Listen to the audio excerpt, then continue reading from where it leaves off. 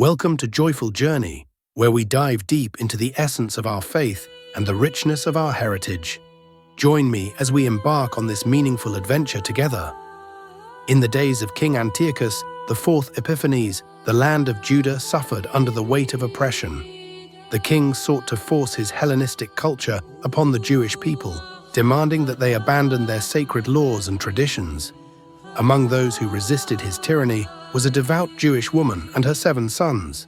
This family lived in the shadow of Jerusalem, their lives bound to the worship of the one true God. They upheld the Torah, honoring its commandments, and refused to bow to foreign gods or customs. Their unwavering faith soon brought them into the crosshairs of Antiochus. One fateful day, the family was seized and brought before the king's court. Antiochus, in his arrogance, sought to break their spirit and humiliate their God. He ordered them to eat pork, a direct violation of their sacred dietary laws.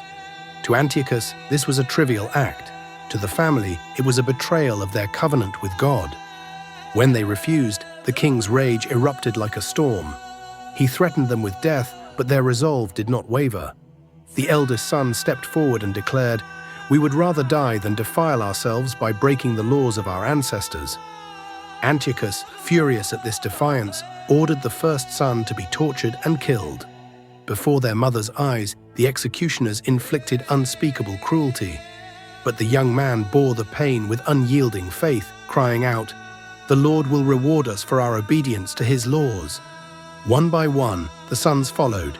Each faced the king's demands with the same steadfastness, refusing to compromise their beliefs. The second son, as he faced death, proclaimed, "You may take this life, but God will restore it in the resurrection."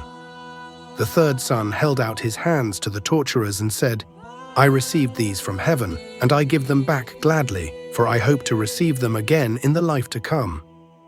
The mother stood silent, her heart breaking yet unshaken.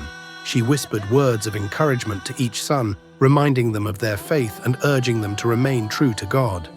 Her courage inspired them to embrace martyrdom with hope and dignity. As the last and youngest son stood before the king, Antiochus tried a different approach. He promised riches, power, and a high position if the boy would renounce his faith. When that failed, he turned to the mother, urging her to persuade her child to comply. But the mother, instead of pleading for his life, leaned close and spoke to her son with tenderness and resolve. "Do not be afraid of this tyrant. Endure the pain and remain faithful, for God who created you will give you eternal life." The boy turned to the king and said, "You may kill me, but you cannot destroy my soul. I trust in God, who will judge you for your cruelty." At last, the youngest son was martyred, and the mother, having witnessed the sacrifice of all her children, was killed as well. Their story became a beacon of hope for the Jewish people, a testament to the power of faith and the courage to stand firm in the face of evil.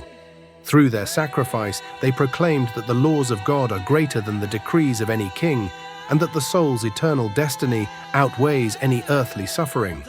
Their legacy lives on as an example of unshakable devotion, inspiring generations to hold fast to their faith, no matter the cost. Thank you for being part of this joyful journey. If you love discovering our culture and traditions, be sure to like, share, and subscribe for more uplifting stories and everyday celebrations. Your support truly means so much. Until we meet again, stay blessed and may your journey always be filled with joy.